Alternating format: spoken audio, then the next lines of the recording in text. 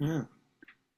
I think one of the more interesting things about that, because when he was first writing this, and he and Judy were together, Yeah. it was Sweet, Sweet, uh, Oh, really? Judy Blue Eyes, yeah, and it was one of those things that when he was composing. I mean, not only did you end up with a guitar that's in a modal tuning, Yeah. instead of a regular tuning. So it was kind of really a cool, interesting thing.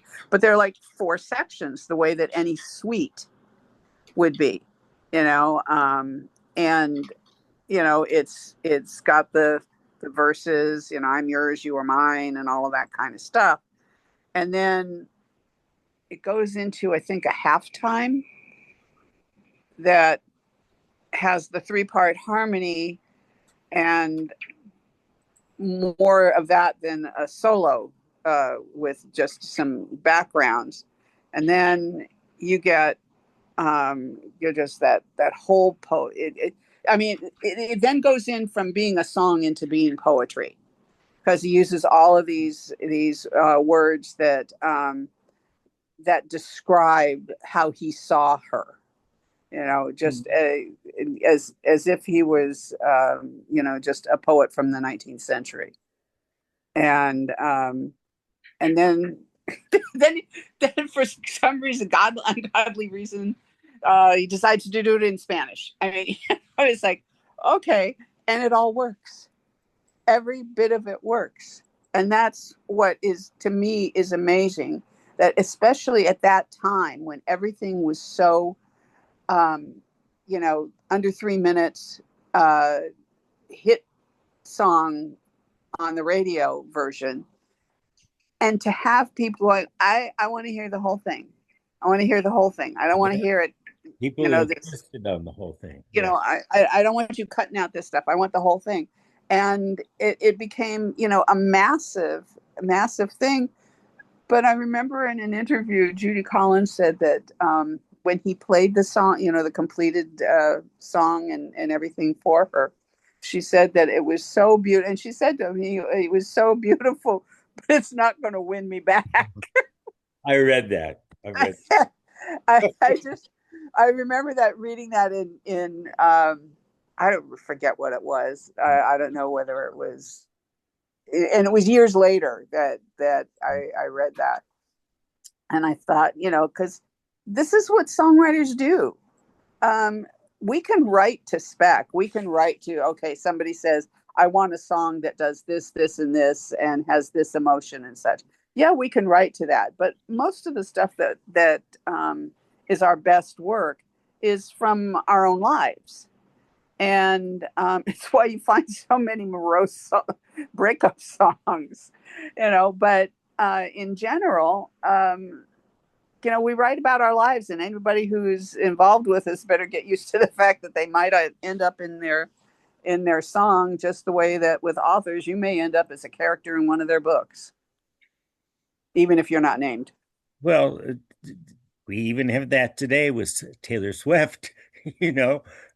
And there's a lot of songs that were written to and about James Taylor, including You're So Yeah. Good. I mean, it's and half of the Fleetwood Mac songs were to fellow band members. So it's private, especially as you had singer-songwriters, not just singing professional songs, singing songs that they've written.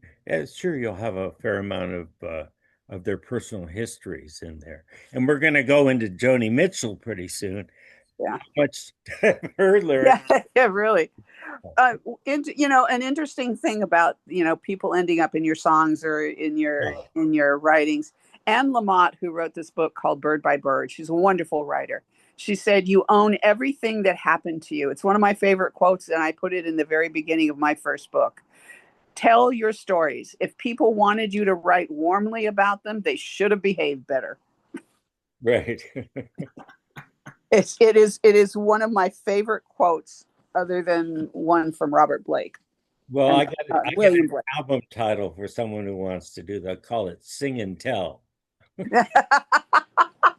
No one's used that yet. So. Oh, that's good. I like that. But anyway, getting back to Judy Blue Eyes. Yes, you said modal. That's something I knew because I was very much into, I was teaching about the modes, and uh, that whole song is in Mixolydian mode, which is like the major scale, but the seventh tone is flatted. And Mixolydian is very, very popular in folk music and in Irish folk songs, and also, of course, back in the Middle Ages and back to the Greeks. And it's not major, it's not minor. I always call it sort of sweet and sour. It's somewhere in Yeah, between.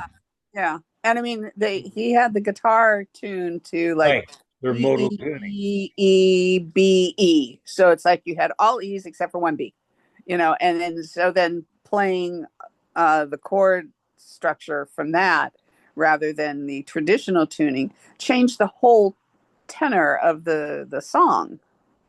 And Joni Mitchell used to use a very similar Oh, modal. Joni did all sorts of whacked out, Yes, sure thing. not only with the guitar, but she also did on the dulcimer. She changed how she Right.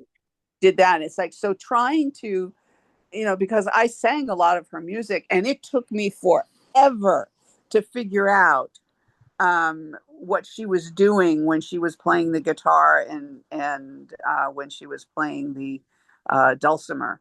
It was like, dang, what is she doing? Because you got the chords and you're going, there's something wrong with with where this is going, and that was it. It was like she had all of these tunings that she did.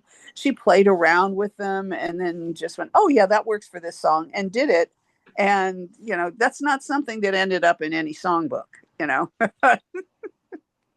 I remember playing guitar. I would had to take the E string down to D. They called it a D tuning. Yep. And in order to play some of her songs, because it wouldn't work in a conventional sense.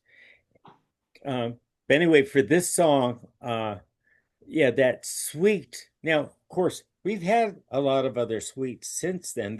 I mean, how about Bohemian Rhapsody by Queen? Same thing. Exactly. Yeah.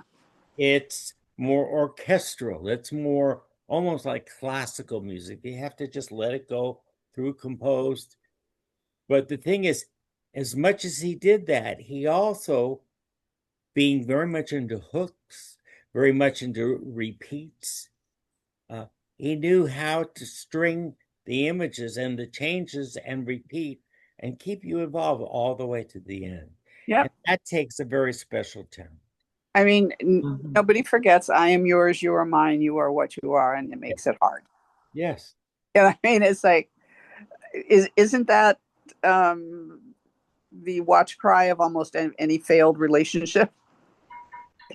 Is that you are what you are, I'm what I am, and they don't exactly mesh, so it's tough, and I And, care for you, but goodbye. and yet, this is not morose No. because Mixolydian is almost a major scale. It's brighter than a minor scale. A minor scale would have been sadder and would have been more about the pain. This is not painful. This is maybe a little frustrating, but it's not Yes. painful. And there's still a little hope involved. Right. And there's also a nostalgic reminiscence to it, so Right. that I know I have to let you go. I know that um, you're in love with somebody else. That's why she left him, Yeah. and such. And I can't do anything about it. But I have the fond memories of what we were to each other, and I'll Yeah. always have those. It's that I'll always have those Celebrate what memories we of you. had. Yes. Yeah, Yeah. and I'll have those memories of you, and I'll always think highly of you. It wasn't like it was an acrimonious kind of thing. Okay, now we got one more I wanted to finish up on. And this is good because we're leaning towards the ladies of folk music. Uh, and this is probably the most successful song that Crosby, Stills, and Nash had. They have the definitive recording of it, but they didn't write it.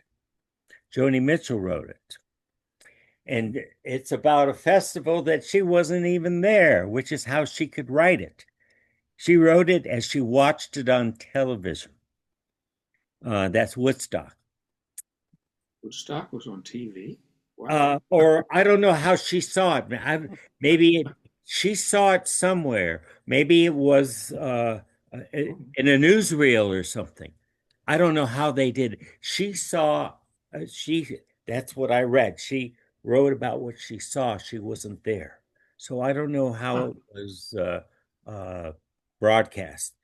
I'm sure there must have been film of it. I'll have to It look. was it was Graham Nash. He told her about Really? yeah, it's like she he Graham because she was dating Graham Nash at the time, Okay. and he had performed there, and so basically he described to her about Woodstock and everything and everything, about the crowds of people and the general tone and atmosphere and how peace, love, dove, and all of that kind of stuff, and how wonderful it was for most of the people that were there, despite some of the trials and tribulations of food, water, and porta potties. Um, but but yeah, he basically gave her a complete rundown of what went on, and that was where she ended up. Um, She centered the song around the thing about the Garden of Eden, the innocence. And this became the ultimate hippie flower child song. It became an anthem. And she recorded it too. In fact, when we yes, scheduled, she did. yeah, Uh, we'll do her version. But right now, we're going to listen to, and this was the most successful song that Crosby, Stills, and Nash had. yeah, it was on the her Ladies of the Canyon album. It was the B side to Big Yellow Taxi, also a very popular song of hers. And both versions are very good. They're completely different. Yep.